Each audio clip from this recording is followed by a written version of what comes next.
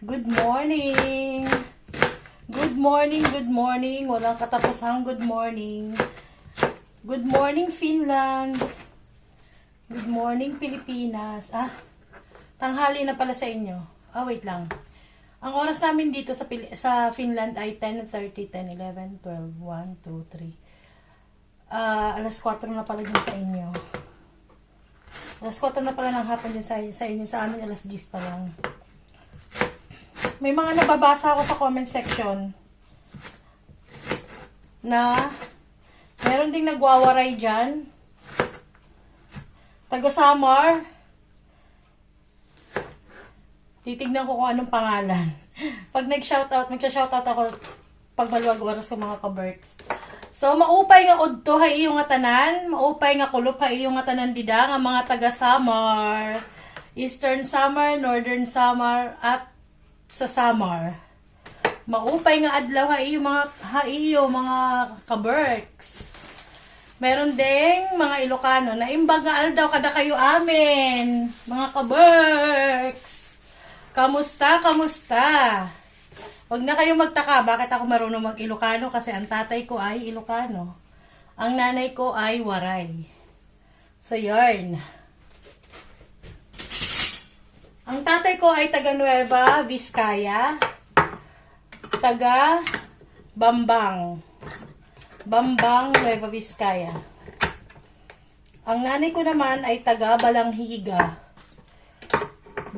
Eastern Samar. Pero ako ay 16 years lang akong tumira sa Balanghiga. Dahil pagkatapos ko ng high school, ako ay lumarga na. Pumunta na ako ng Manila noon. Sinama ako hindi ako sinama pala. Sinamahan ko yung tatay kong umuwi sa kanila.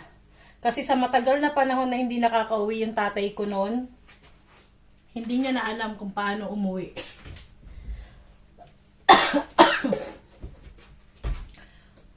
Almost 27 years yata. I think 27 or 35. Basta gano'n, nasa ganong taon. 27 to 35 years yata. O 30 years yata. Basta ganun. Basta matagal na panahon nang hindi nakakauwi yung tatay ko. Hindi niya na alam yung pauwi. So, sinamahan ko siya pauwi ng Nueva Vizcaya. Which is ako naman, unang luwas ko ng Manila noon, ng mga panahon na yon. Ang naging paraan namin nung para makabalik si tatay ko doon ay tanong-tanong. Ganon. Basta marunong ka magbasa mga ka-Berks at may pera ka, hindi ka maliligaw. Tapos yun, hindi na ako umuwi ng summer nun. Hanggang sa nag-stay ako sa Manila, doon sa tita ko. Sa tita ko na may pwesto ng fruit stand. Ewan ko kung alam niyo yan sa Malate, San Andres. Sa San Andres, Manila, meron akong tiyahin dyan na may pwesto ng mga prutasan sa pati sa cash and carry. Sa mga nakakaalam. Sa parting yan ng Manila. And then, pagkatapos ng pumunta, and then the rest is history, mga ka-Berks. Hanggang sa nakarating ako ng Bataan. So, ang dami kong sinasabi, ang ulam lang naman namin ngayon ay yan. Sardinas na may yan. Miswa. So, yan ang amin ulam ngayon mga ka-Berks. Kasi parang ang sarap ngayon maghigop-higop ng sabaw.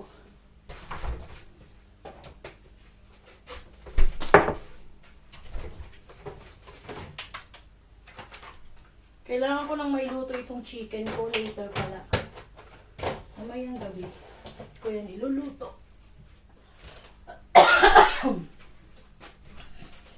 Gusto ko lang yan sibuyas at bawang.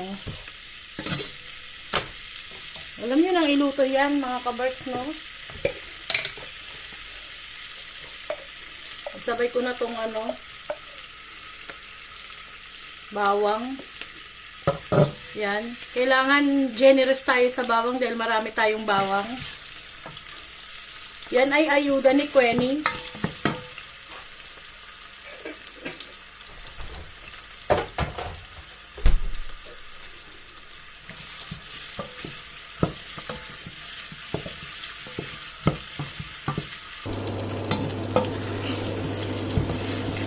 Binuksan ko yung exhaust fan kasi mausok. Lagay na natin yung ating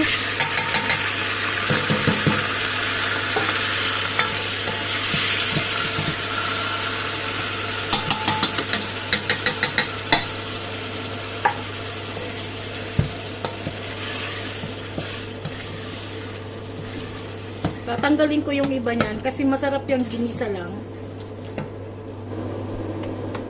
Patayin na natin yung exhaust, maingay. So, ayan. Kukuha ako ng konti nito. Kasi masarap to sa kanin. Yung ganito lang. Tapos, konti lang yung ilalagay ko na pansahog sa miswa.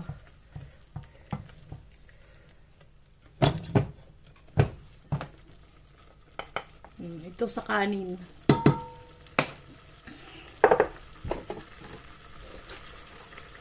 Lagyan ko na yan ng tubig.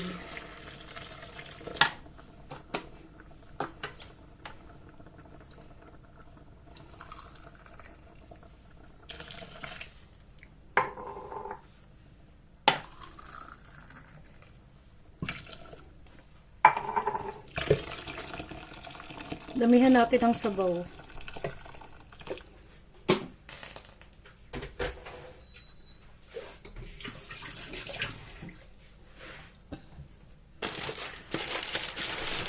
Lagay ko na yung miswa kasi yung miswa madali lang naman ito maluto. Eh yung ating tubig mainit na yan, pinakulo ko na.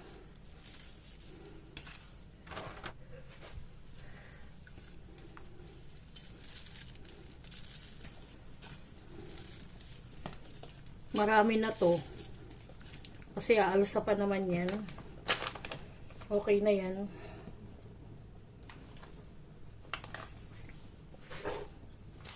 Lalagyan ko konting magic.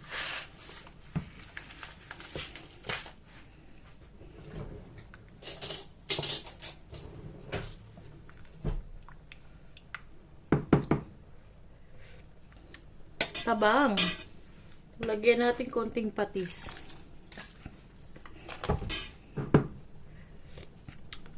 Pwede na to sa akin. Konting kulo lang yan mga kabarks. Lagyan ko ng paminta.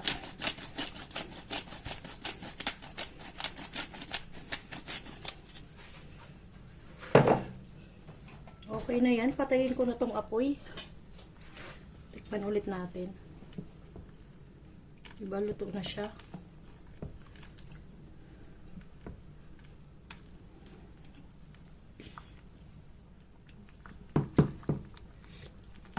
Okay na to mga kaberks.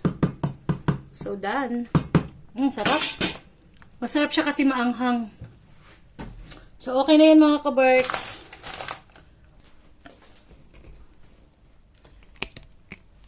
Matutulog muna ako mga kaberks. Idlip muna ako habang hinahantay ko si Kero. Nasa trabaho pa si Kero. Idlip muna ako kasi mamaya busy na naman ako. Gabi na naman ako makakatulog. Late na naman ako makakatulog mga kaberks. Dahil magbe-bake na naman ako mamaya. Birthday ng apo sa pamangkin. Ang kambal, yung baby. Magbe-birthday sa Sabado. So mag-a-attend na naman kami ng birthdayhan mga kaberks.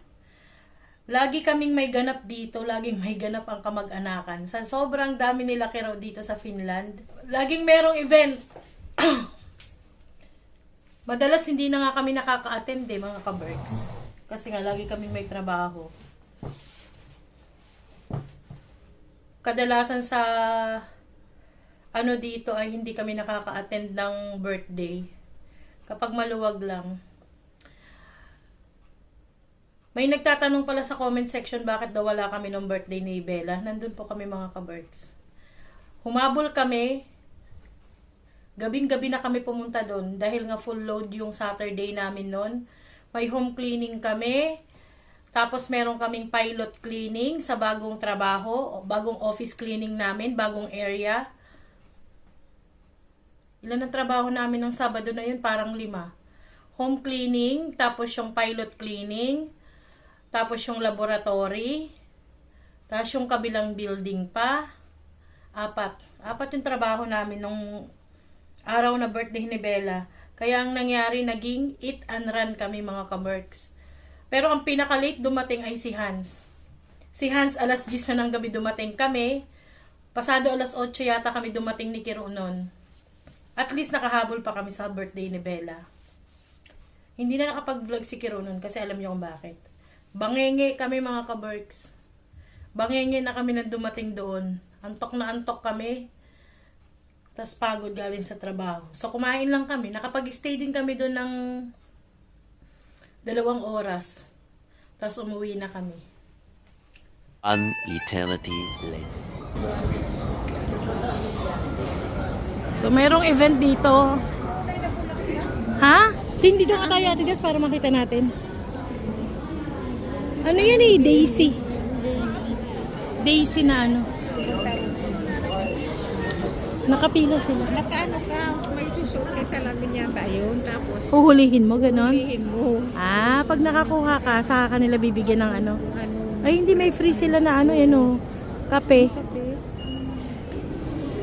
Ganda ng ano mga ka-Berks, so. Yan o. Siguro pag nakaano ka, yan ang magiging ano mo. Alam ko na Ate Jazz. Yung mga papel mayroon sigurong nakalagay. Kung ano yung makukuha mo, yun ang oo. Yun ang magiging ano mo, Premium. premyo mo. Bella din.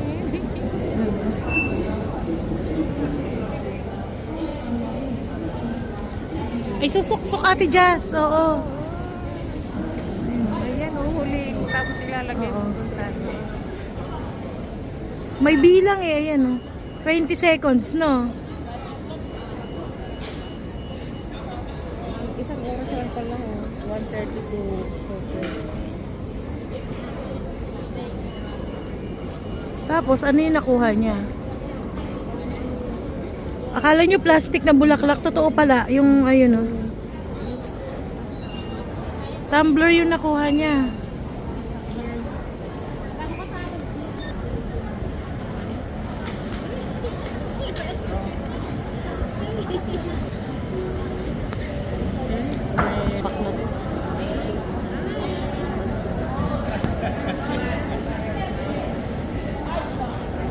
Ano yun? Gotsas may bulaklak pa.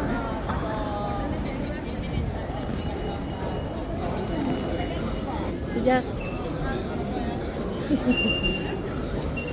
Ito ang banding ng mga thunders. Kung ano yung may umpukan na tao, Yan. mag-uosyoso kami. Try ko to. Sabi kasi niya. Masarap to. Shopping ang mga thunders. Masarap daw to. Yung ano to, yung ano ba yung tawag dito sa Pilipinas? Yung ladies finger na biscuit. Yan. So, nag-ikot-ikot lang kami ni Ate Jess, no? Chocolate flavored ice cream. Nandito kami sa mga ano, yan. Sa ice cream section, si Ate Jess. Si Ate Jess ang nagdala sa akin dito.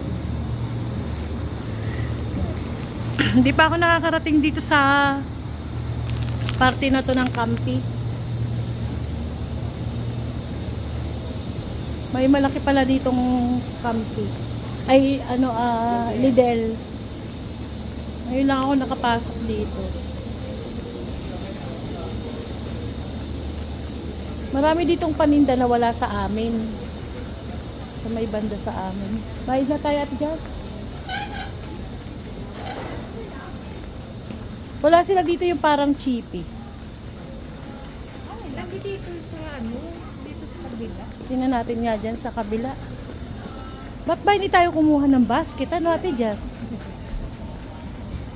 Hirap tuloy natin binibit-bit itong pinamili natin.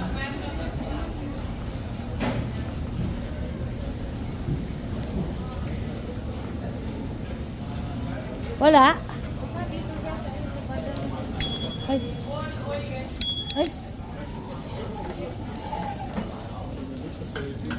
Pipindot ko. yung sa kabila.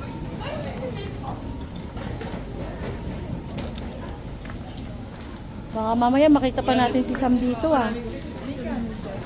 Ate Jess, masarap din to. Yan. Ito yung Marina to. Oo. Bumibili ako Ah, dito bumibili kasi, ka niyan? oo. Ay, Marie din pala yung pangalan niya. Sarap din yan eh. Tsaka to, yung oat biscuit, masarap din yan. Ito yung rin natutulong ko sa masasarap ko na rin. Oo, ito din. Yan. Pati yan, yung cream cracker, Ate Jazz, masarap din yan. Ito yung digestive, masarap din to. Mga finished product, mga ka-Berks. Ate Jess, ito yung nilalagay ko sa ano, yogurt. Yan. Ito yung nilalagay ko sa yogurt. Yan, bumibili ako nito. Yan ang ano na yan. Yan, ito mismo. Ito, itong Maribel. Yung halo-halong berries. Gusto ko ito. Plain, yung plain na strawberry. Mas masarap to. Halo-halong berries. Ano ko? Mm-mm. Oo nga kasi ilang ano ba yan? Ilang fruit ba yan? May manzana, may strawberry, may blueberry, Wala sila yung parang ano no. Bayad na tayo?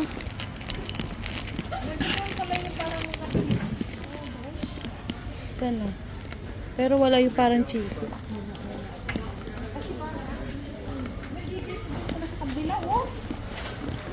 Ay, ito. Tingnan natin dito. Wala, hindi sila nakaano dito. Nakahiwalay kasi yun eh. Yung product na ano. Ang laki nitong tindahan nila ha.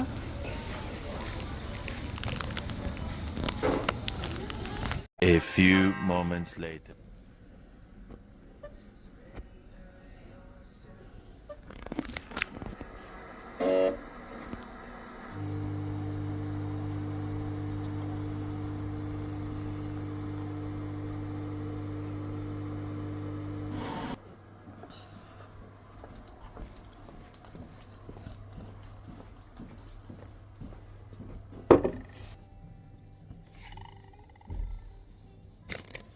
Kape tayo mga ka-birds.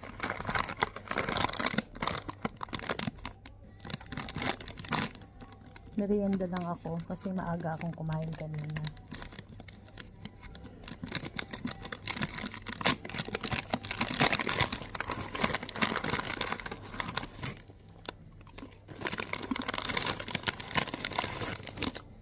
Masarap sana to may cream cheese. Kaya lang wala akong cream cheese.